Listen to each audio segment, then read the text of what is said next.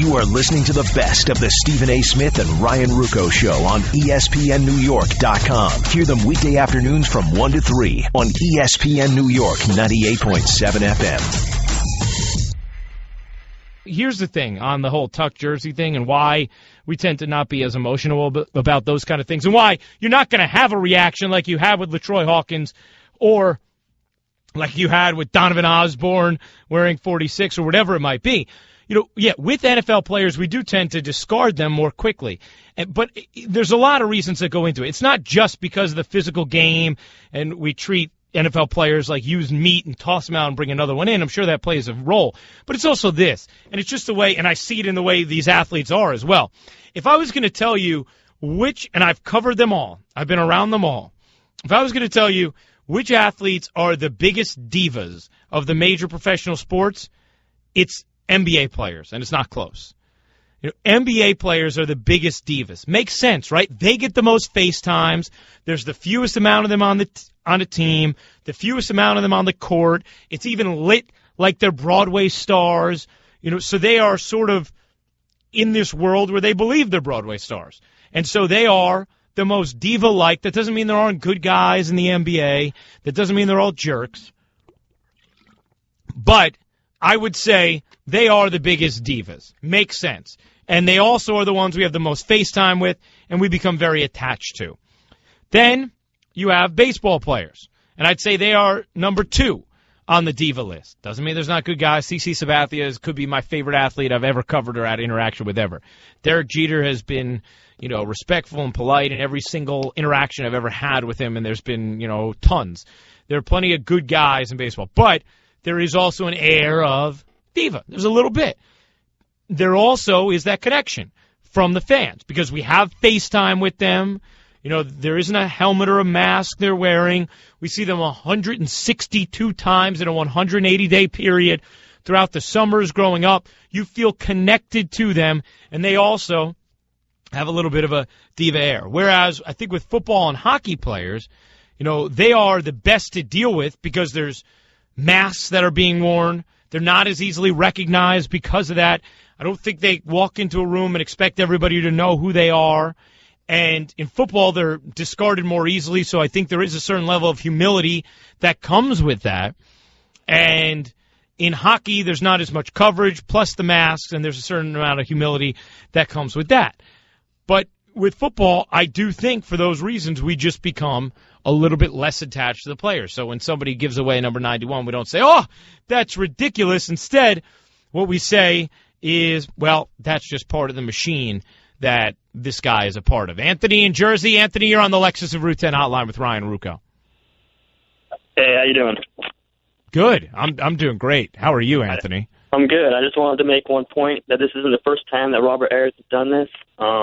He went to college in Tennessee. So did Al Wilson in Denver. When he first went to Denver, he was wearing number 56. Now, I know Al Wilson's not quite Justin Tuck for us, but when we were with Jake the Snake, no mistake Jake, and almost made it to the Super Bowl, went to the AFC Conference Championship. Al Wilson was like the heart of our defense. He ended up having to retire early because he had a neck injury, but Ayers came into there, wore number 56. So why would he have any concern about wearing 91 coming to the Giants? And I know Tuck's a little bit better, but...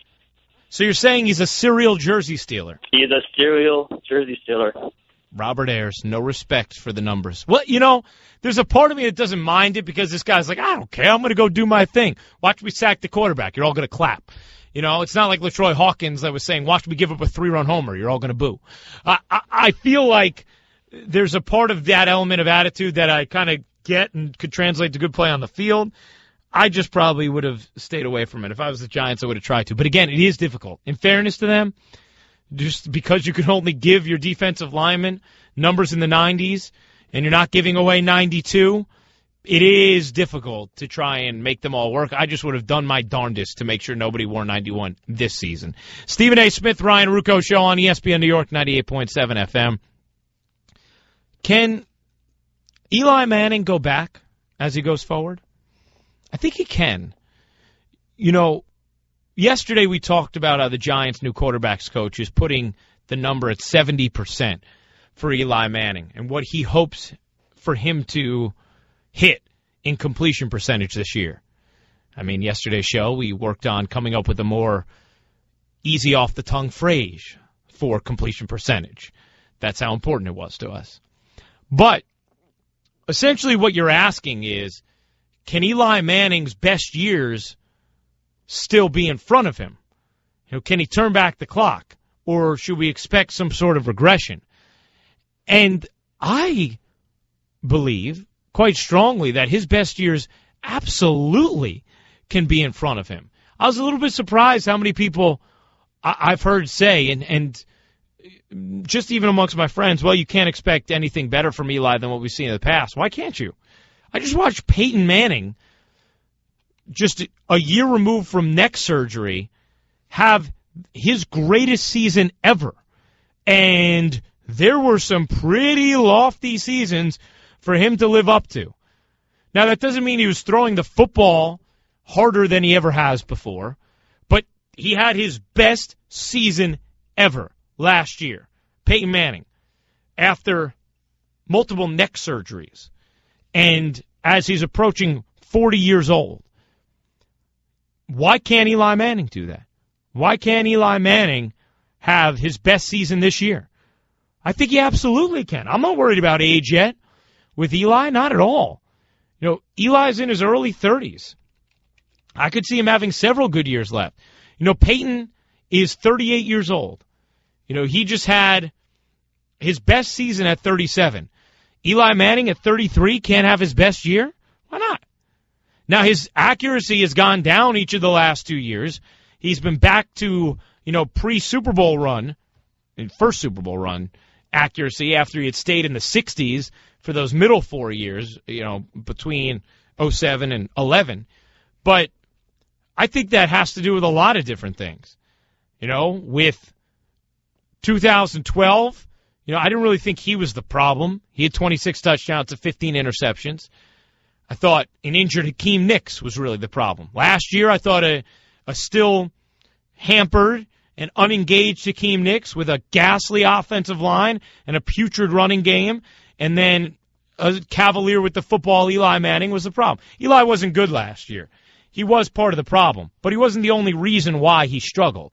And one of the things you admire about Eli is he's not afraid to throw the ball into traffic when he's already thrown 2 picks on the day. I know a lot of quarterbacks in this league who aren't doing it. You think Aaron Rodgers is getting his 3rd interception? No chance. Watch that baby go whistling into the ground. Eli Manning doesn't care about those individual numbers, so he'll go tossing it into traffic like that. He tries to let his receivers make a play for him. Just last year, they didn't much want to. But in a new system, with him re-energized, in what could be a quarterback-friendly system, with what I think is going to be a better receiving core if Odell Beckham's hamstring ever heals, than what he had last year, and a better running game as well, could I see Eli Manning having a better season? Yeah, absolutely I could. I don't think his best years are definitely behind him. I think with quarterbacks, it is much more fickle. Tom Brady's had some of his better seasons later in his career as well. Do we feel like Drew Brees has slowed down at all? He just made comments where he thinks he could play into his 40s. I don't think it's impossible. So I don't think about age when I think about Eli Manning. I'm not going into this year thinking, can Eli defy the odds? You are listening to the best of the Stephen A. Smith and Ryan Ruocco Show on ESPNNewYork.com. Hear them weekday afternoons from 1 to 3 on ESPN New York 98.7 FM. I will say this. Right now, I find myself very invested in the result of these Yankee games, which is good. It's what the 5th wild card or the 5th playoff spot, the 2nd wild card does. It makes these games meaningful. And right now, I'm invested in the result of the New York Yankees on a nightly basis. And that, to me, is significant. It's what you want. It's the reason you created the 2nd wild card. It also is a good sign, I think, for, a sport that seems to be struggling a little bit more at times. I didn't feel this invested in the result. I still was watching the games, but I didn't feel as invested the first half of the year, but I feel an urgency of trying to get Derek to the postseason. Here's the problem. Who's coming with him? Who is trying to get it done with him and is actually able to right now? You have Brett Gardner, Jacoby Ellsbury, Derek Jeter, and what? Who? Who's doing anything right now for this team with any kind of consistency? It is really a problem. And it breaks down to this. It's a feeling. I talked about it before, and I find it just to be the perfect way to articulate how you feel as a baseball fan watching this team hit. And it's this. Who do you expect to get a hit when they step into the box? Who? Who do you expect to get a hit? Name the guy. You know, I understand that the percentages would say you never should expect a guy to get a hit because nobody's hitting 500. But let's be honest. There are guys who, like when Hideki Matsui stepped into the plate, you just felt good. You know, for the vast majority of his career, when Derek Jeter stepped into the plate, you felt like this is going to be a hit right here. Robinson Cano, this is going to be a hit. Who's the guy who steps up right now you feel like there's more of a chance he's getting a hit than not? Which I understand the math would say that there's no person in that scenario, but you know what I'm talking about, just as far as those feelings go. I don't know who you feel that way. I mean, Brian McCann is having an awful offensive season. There is no way to sugarcoat it. And I don't care if he handles the pitching staff great and he's great for the clubhouse. All of that is valuable. But you know what that is? That's the paprika and the pepper and the oregano. That is not even the franchise sauce. And it certainly isn't the meat. That's not why you brought him in here. You brought him in here to slam, to slug, to get big hits, not to hit 220, to have an on-base percentage below 300. That's unbelievable. Can't have that. And that's what you have right now. He needs to slug, and he's not. Mark Teixeira needs to play, and he's not. Brian Roberts, you're relying on, and, you know, it's been a miracle that he's been just playing every day after all the injuries he suffered, but he hasn't been producing. So where are you looking for your offense? Brett Gardner's been good, maybe even very good, but he hasn't been great. He's done his part, but when no one else is, his good to very good isn't quite enough to haul up the rest. You know, Derek Jeter has been steady. He's been decent the entire season. No real variation. I know what I'm getting for him. He's been a decent table setter, but no boppers to get him home. Jacoby Ellsbury hasn't been worth the money. He's been good, but he hasn't been worth the money, and he certainly hasn't been performing at a level that pulls up everybody else. So I watch these guys go to the plate, and I just think, ugh, who's going to get a hit? Now, it's amazing what they've done with the pitching. Really incredible what they've been able to do piecing together the pitching with 80% of the rotation out. But the problem continues to be the offense. And when you lose 3 consecutive games, all games that you were in, are they out of it? No, they're only 2 games out of a playoff spot. And they play tight games, and their pitching keeps them in it. And I think it's going to keep me invested in this team, and I like that. And it gives us something to watch. But at the end of the day, the problem will be that this team cannot hit and thus doesn't have much of a margin for error. Like, just think about the literal errors that the Yankees made over the weekend. Like, a poor pickoff throw from Dellin Betances sabotages that game because there's no cushion. That poor guy has to be perfect every time he takes the mound. You know, David Robertson falling asleep with Jose Bautista at first ruins the game because there's no offensive safety net for these guys to have any kind of a hiccup. It's a little bit of an issue. And it probably will be the Yankees' undoing. I don't think it's impossible for them to still make the playoffs, win that second spot, but in all likelihood, it'll be their undoing. We gave you these numbers before. They're unbelievable. They are remarkable. The Yankees have not scored 10 runs in a game since April 24th. And I know baseball is down. I mean, offense is down throughout baseball.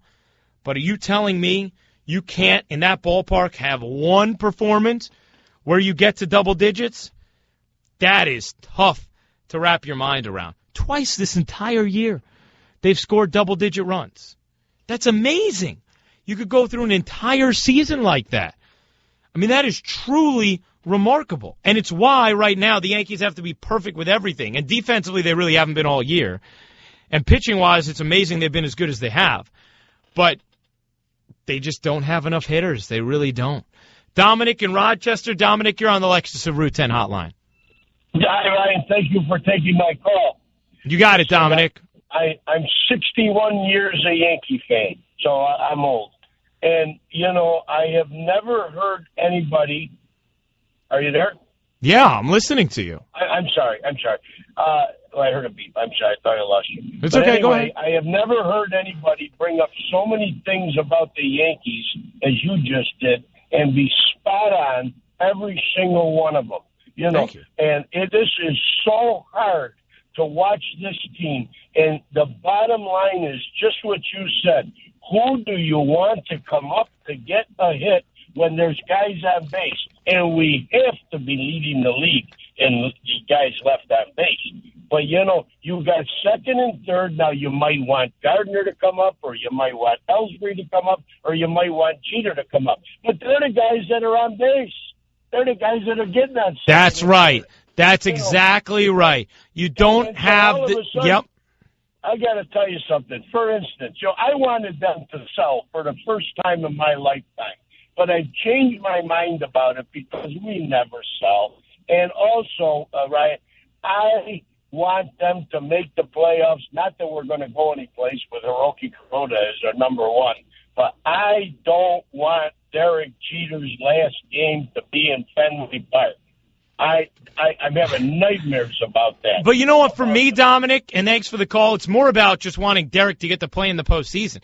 That's a real motivational factor for me. And I find it laughable that earlier this year people thought he was going to be the problem. You got a 40-year-old shortstop coming off these ankle surgeries. I mean, isn't that amazing? You guys all know I'm a Derek Jeter fanboy. Not that it's hard. It's very easily justified. Look at his career. Check his numbers, even if you don't want to be swallowed up by his incredible intangibles. But he came off of, 2 serious ankle injuries and has come back and been in the lineup for them every day this year and produced steadily. Not wonderfully, but steadily for them. And they have a first baseman who hasn't been able to stay in the lineup for 2 years. That's the problem. Where are the guys? Beltran, McCann, and Teixeira were supposed to be the guys cleaning things up after the table was set, and they haven't done it. And that's why you're in the position that you are. But at this point, you wonder if they ever are going to do it. Thanks for listening to the best of the Stephen A. Smith and Ryan Ruocco Show on ESPNNewYork.com. Be sure to listen weekday afternoons from 1 to 3 on ESPN New York 98.7 FM. This Sunday in the Pocono Mountains, the NASCAR Sprint Cup Series heats up as Kevin Harvick, Kyle Busch, and Denny Hamlin seek a win of the Tricky Triangle to qualify for a spot in the all-new Chase. 43 drivers battle, 16 advance, 6 races to go. The NASCAR Sprint Cup Series at Pocono, Sunday at noon Eastern on ESPN. You are listening to the best of the Stephen A. Smith and Ryan Ruocco Show on ESPNNewYork.com. Hear them weekday afternoons from 1 to 3 on ESPN New York 98.7 FM. But I want to start with Johnny Manziel because I'm watching PTI yesterday, and I thought Tony Kornheiser worded it so perfectly when talking about the way the Browns are handling him, and he just said, it makes you wonder if they forgot that they're the ones who drafted him. Because it feels like every chance they get, they're tweaking him, poking and prodding him here or there. What do you make of the way that they've, publicly talked about Johnny since they drafted him? Well, I told the story, and I'm probably wearing this poor story out, but his whole history, going back to high school, college, this guy has been a tremendous player, and he's had a social life, and he's never failed on both ends of the spectrum. And so that going into the draft. It reminds me, and I tell the story, and I've told you probably heard, you go to Disney World. Well, my little girls, they go to Disney World 3 years ago. Right. You walk into the park, and they look at this one ride, it's the Tower of Terror. And they say, Daddy, look at all those kids up there screaming. Now remember, they're 7 and 6. They go, Daddy, we want to ride that ride. Now, look at my girls. I said, girls, you don't want to ride that ride. That's the Tower of Terror. That's a scary ride. No, Daddy, we want to go. I said, no, we'll just wait till tomorrow. You might feel different. Next day comes, Daddy, we want to go. I said, okay, we're going. So we go. Now, I go with the guy, and I tell the guide lady, you take him on the ride. I'm not going. You didn't do it? You're not going on? No. I'm not going on that ride. I want that ride. I don't want it. So my girls get on the ride, and they as the door's closed, they said, Daddy, you're not going. I said, no, I'm not going. And they go, and they get down to the bottom, and they're looking at me petrified. That's the Cleveland Browns right now. All that stuff Johnny Manziel was doing, he's the Tower of Terror. He did it before. And I think because they drafted him, they said, you know what? We drafted Johnny Manziel. He's in a Cleveland Browns suit. If he's going to change, not changing. Not changing. You drafted the guy. Okay? Because you gave him a helmet and you put a jersey on, you think he's going to change all of a sudden? He's the same ride. I love the analogy, and I think you're right on the money. And Herm, my other problem with it is, is that any way to welcome someone to your organization? That you have an idea of what he is, but give him a second to get to know him a little bit, spend some time with him before they literally, the day after the draft, they were saying things about having to calm him down and such. It's just, here's the other part of it too, Herm. Am I missing something here on Brian Hoyer?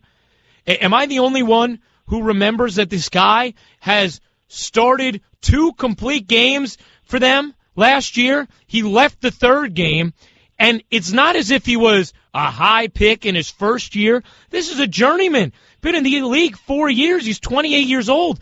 Why are they so sold on him being the answer instead of Johnny Manziel?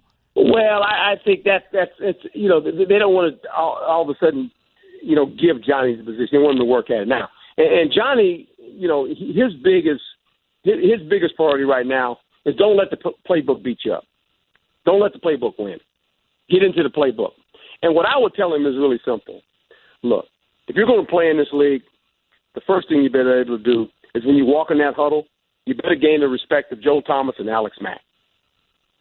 Because if they believe that you're all in and you're all about football and you help us win, you got to win them guys over. Because these are veteran guys, Pro Bowl players, 2 of the best players at their position. You got to convince those guys. It ain't about anybody else. Those are the 2 guys. Because when you get them on your side, then you're good. But you got to work at it, and you got to come in the work early, and you got to leave late. You got to do all those things. Convince those 2 guys. See, that's how it works in this league. Talking with Herm Edwards on the Lexus of Route 10 Celebrity Hotline, getting ready for the start of the NFL season. Herm, I want to transition to the Giants for a second. Do you think McAdoo's system, do you like the way it is tailored for the skill set of Eli Manning? Do you believe it's tailored for the skill set of Eli Manning? Well, it's for a skill set if they run the football. The Giants, they got to run the ball. They were 29th in the National Football League running the football. Now, I do think this.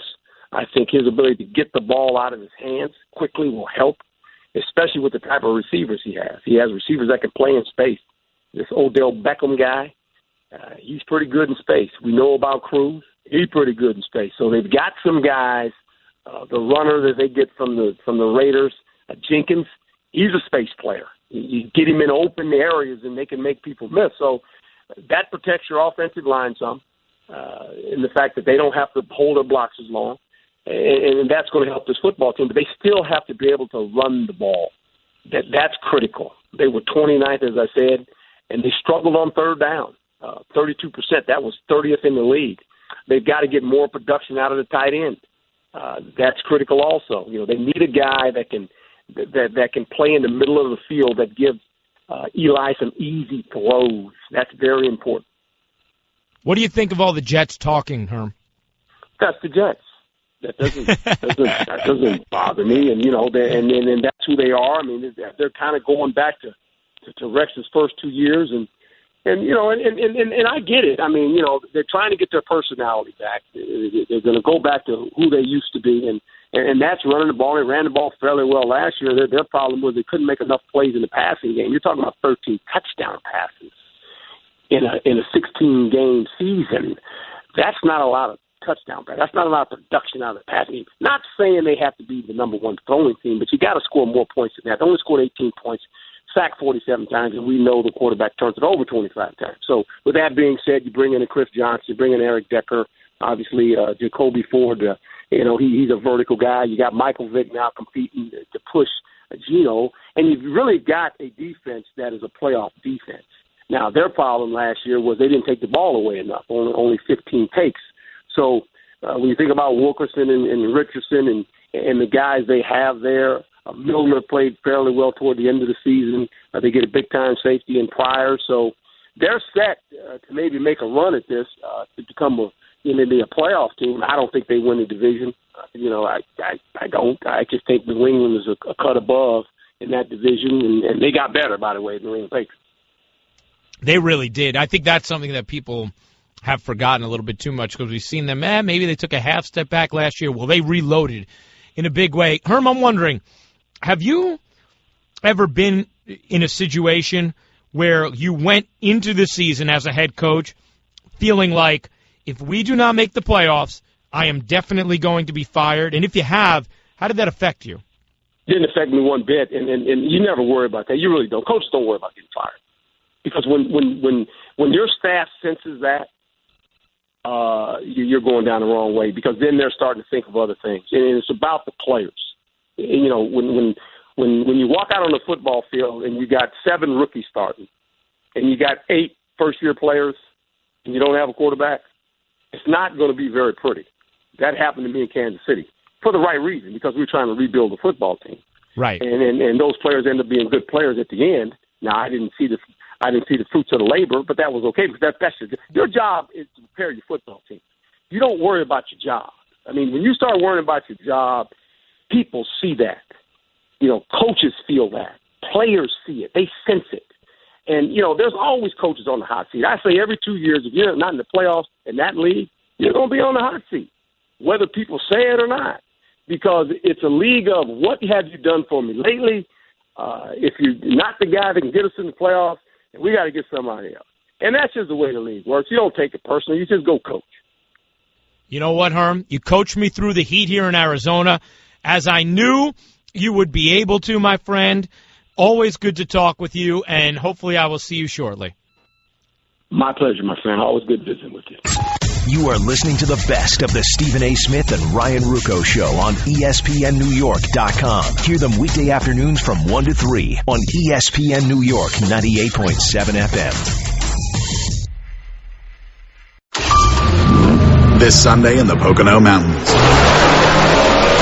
the NASCAR Sprint Cup Series heats up as Kevin Harvick, Kyle Busch, and Denny Hamlin seek a win of the Tricky Triangle to qualify for a spot in the all-new Chase.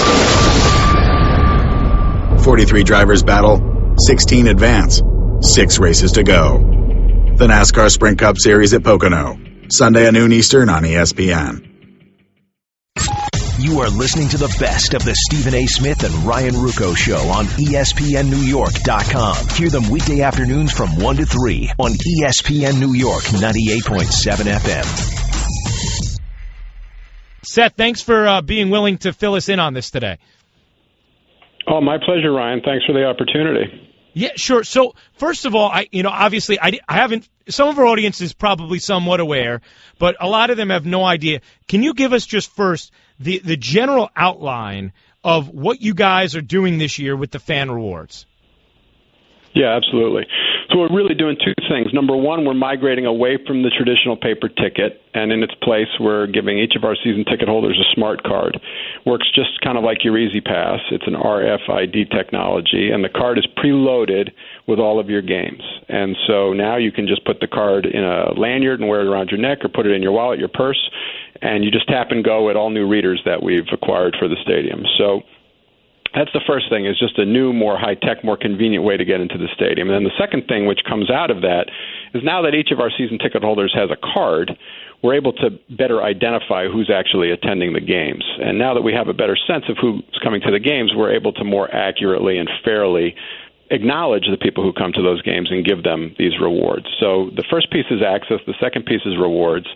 And the rewards works very simply. Come to games, earn points, get rewards. It's a very simple formula. The more games you attend, the more points you earn, starting with the 7th game of the season and then each game thereafter, so 7, 8, 9, and 10, you get point bonuses. And if you come to all 10 games, you join a very special and select group, the 10-game club we're calling it, and then some really special bonuses will be on offer at the end of the season for those folks who make it to all 10 home games. So what are some of the things, Seth, that season ticket holders can earn with those accumulated points? Yeah. And there'll be 2 ways to earn. There will be things you could sort of purchase with points, and then for some really special things that we don't have an unlimited supply of, we'll auction those things to the highest bidder. And so on the kind of fixed point basis, it's memorabilia, collectibles, autographed items, not stuff we sell in the store, so unique stuff, unique to the Jets, mostly autographed 8x10s, things of that nature. And then what's really interesting, though, are these experiences, and those range everywhere from sort of VVIP parking in Lot A, where the players park, to suite upgrades, and then all the way to things like a trip with the team to Miami on the team plane for the final game of the season, a trip with the team to Nashville for our game down there.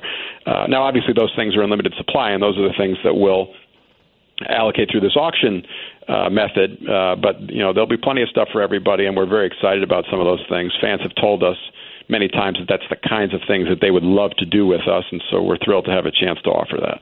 We're talking with the Jets Senior Vice President of Marketing and Fan Engagement. That's Seth Rabinowitz, joining Ryan Ruocco here on the Lexus of Route 10 Celebrity Hotline. Seth, how about also just when you talk about purchasing things with the points, and you could correct me if I'm wrong, but one of the things that I had heard, at least initially, that I liked was it sounded like it wasn't a matter of if you spend more money, the higher price items, you get more points. That way, every fan can be earning points just by being active in the stadium. Is that right? That is exactly right. Yeah, that was really our number one kind of goal when we designed this thing. We want all fans to feel like they've got an equal opportunity, and we wanted a program that was really driven by your fan activity, what you did as a fan, not what was in your wallet, but what you did as a fan. So the main way you earn points is come to games. Now, there are some other ways which are fun, but they're related. So if you come to games and you come in early, as you said before, if you come in at least 15 minutes before kickoff, you get additional points. If you help create what we call a fan assist, which is when the other team gives up a sack or has a false start or a delay of game or has to take an unnecessary timeout, we'll give everybody in the building who's enrolled in the program a point bonus for helping with each of those fan assists. So that's another fun way to earn points. Yeah. We're also rewarding season ticket holders based on the number of years that they've had their season ticket account. And so everybody, when they log in, and folks are starting to log in now, will find that their account is preloaded with points as kind of a bonus just for being a season ticket holder. And depending on how many years you've been a season ticket holder, it can be a significant number of points. Obviously, the longer you've been a season ticket holder, the more points in the bonus. Seth, I'm having a lot of people tweet at me asking me the question, what if you want to sell one of your tickets for one game? If you don't have the hard tickets now, if it's that kind of the system you're talking about, how are fans going to be able to do that, to give away tickets for just one game? Yeah, great question. Absolutely the number one question on every season ticket holder's mind. The good news is it's unaffected. Basically, you'll be able to do it exactly the same way as you've done it in the past. So that includes forwarding tickets to friends, family. That includes selling tickets to third parties. Those are unaffected. You can do them the same as you've done them in the past. Now, you won't earn the points. Of course, the points are awarded for the person who comes to the game, and that's by design. We want that building full of Jets fans, of course. Jets fans want that too. So you won't earn the points, but in terms of the transactions for forwarding, selling, those are unaffected. I'm talking with Seth Rabinowitz, the Senior VP of Marketing and Fan Engagement for the Jets. Now, Seth, how about also why did you guys come to this conclusion, and do you think things like this are going to become commonplace throughout the league pretty soon? Yeah. We came to this program really based on season ticket holder feedback. We talk to our season ticket holders all the time, one-on-one, through surveys, through focus groups. We have a fan advisory board, and we would consistently hear two pieces of feedback. Number one, season ticket holders want their game day experience to be more convenient. And number two, they want to be recognized and rewarded for their loyal support. And we agree with both of those things. So it should be easier and more convenient, and season ticket holders absolutely should deserve to be recognized for their loyal support. So we started with the convenience, which is where the digital card comes in as opposed to the paper ticket. It's easier to manage, easier to get through the readers, at the turnstiles and so forth. And then, as I said, once we sort of knew we would have a card in everybody's wallet, we felt like we could finally be in a position to reward the right people accurately and fairly for their activity with us, and that's when we designed the rewards program. So this is really born directly out of season ticket holder feedback. And in terms of what's coming for the future with other teams, I think so. We've seen a lot of this stuff in baseball, for example, and a lot of European soccer teams are doing this sort of thing. A few NFL teams have done related things, but probably not to the extent that we've done. But I do think this is coming. I think that the desires that our season ticket holders have are common and that other teams see the same things for sure. Good stuff, Seth. Appreciate you enlightening on this. I think it's a cool program and exactly what you need to do these days to get people in the seats. So we appreciate you explaining it and laying it out for the Jets fans out there. Oh, our pleasure. Thank you for the opportunity. We really appreciate that. You are listening to the best of the Stephen A. Smith and Ryan Ruocco Show on ESPNNewYork.com. Hear them weekday afternoons from 1 to 3 on ESPN New York 98.7 FM. This Sunday in the Pocono Mountains, the NASCAR Sprint Cup Series heats up as Kevin Harvick, Kyle Busch, and Denny Hamlin seek a win of the Tricky Triangle to qualify for a spot in the all-new Chase. 43 drivers battle, 16 advance, 6 races to go. The NASCAR Sprint Cup Series at Pocono, Sunday at noon Eastern on ESPN. You are listening to the best of the Stephen A. Smith and Ryan Ruocco Show on ESPNNewYork.com. Hear them weekday afternoons from 1 to 3 on ESPN New York 98.7 FM. I was looking through the newspaper, actually hard copy, and I saw a picture of Robert Ayers, and there was a story about him. I forget who did it. I forget if it was the Post or the Daily News. I apologize. I read both of them. They're writers I really like from both. But I was reading it, and there's a story about Robert Ayers and basically not apologizing for the number 91 or whatever. And I'm like, wow, he's in number 91. And I thought about, the first thing I thought about, because he was commenting on it, was LaTroy Hawkins, which I have to say, that was one of the most simultaneously asinine and awesome moments in Yankee fan lore, when LaTroy Hawkins tried to wear number 21, and the Yankee fans just booed him mercilessly before he ever even gave up a run for just wearing Paul O'Neill's number.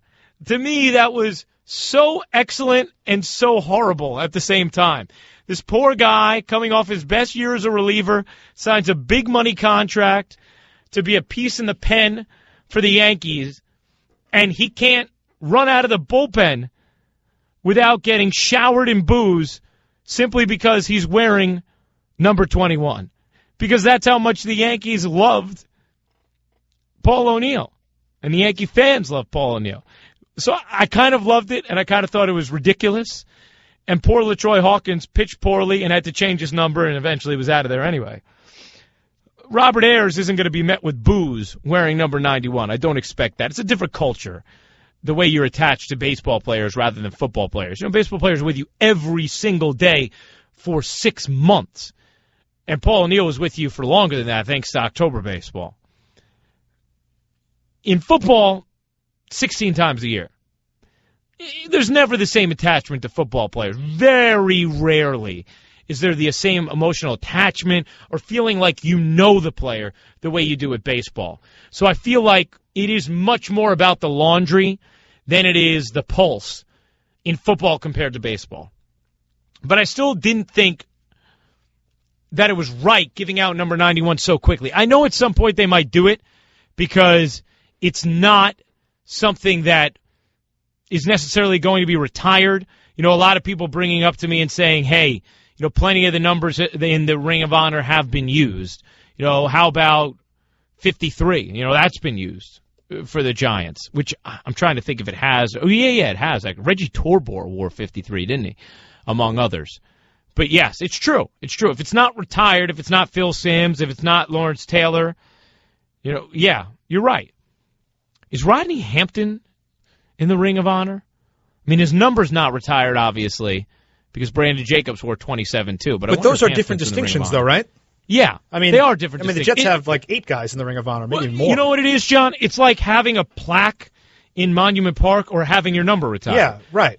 Tino Martinez and Paul O'Neill, getting plaques this year or got plaques this year. And same thing with Goose Gossage, but their numbers are not retired. And you would think that Tuck would be of the higher distinction, no? I would think his number would be retired. But his number being given out would make you think otherwise, no? That's exactly right. He'll still have a place in the Ring of Honor. I have no doubt about that. But I would have thought that his number would have been retired.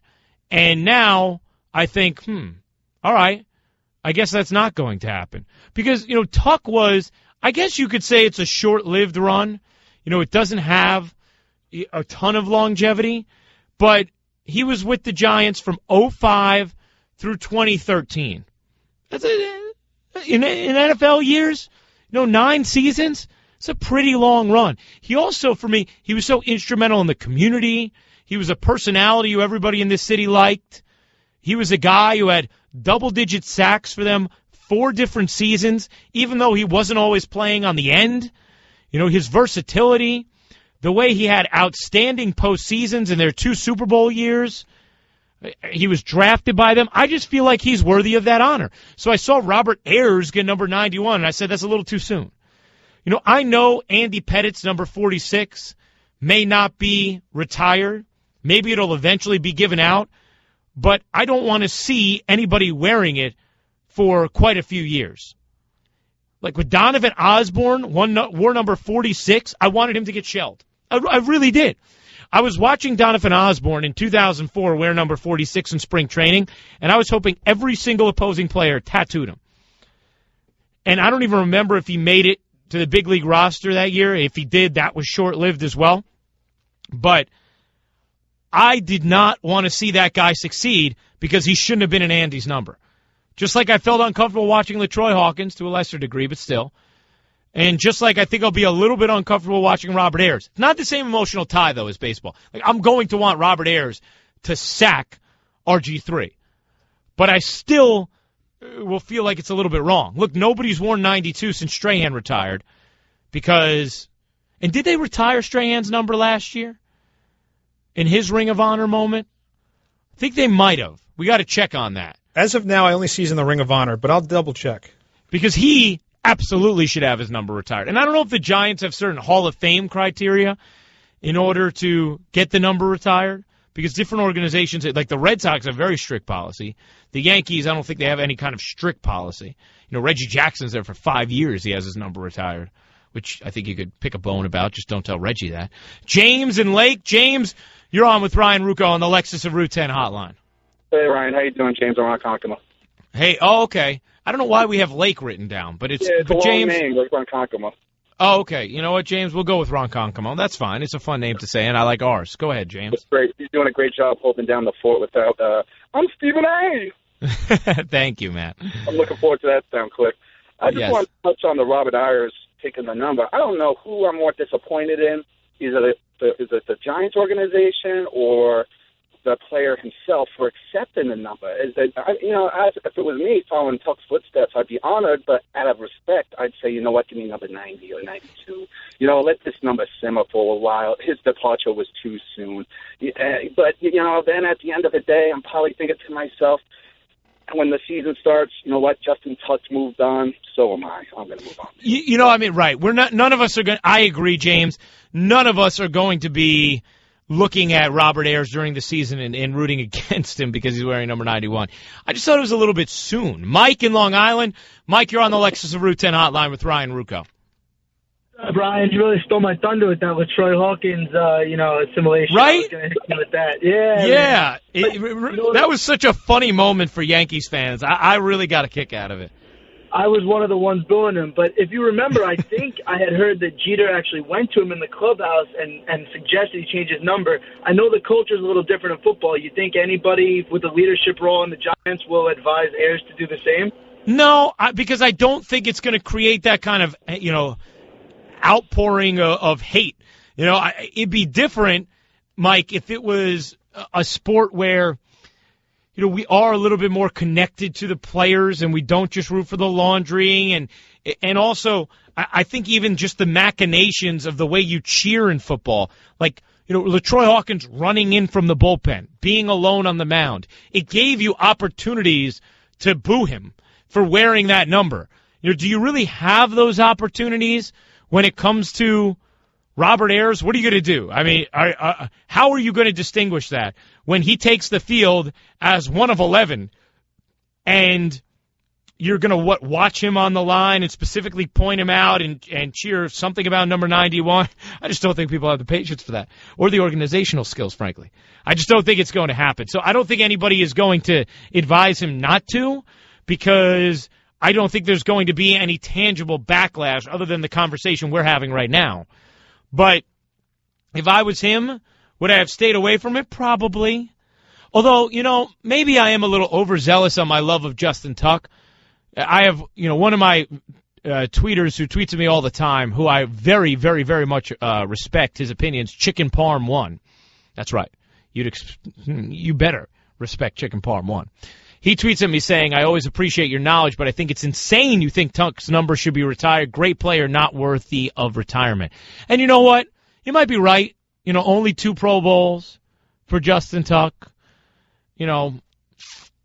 He never finished in the top 5 in sacks. He was first-team All-Pro once. He was a great player for them. 9 years is a long time, though. He also, his versatility, did have double-digit sacks 4 times.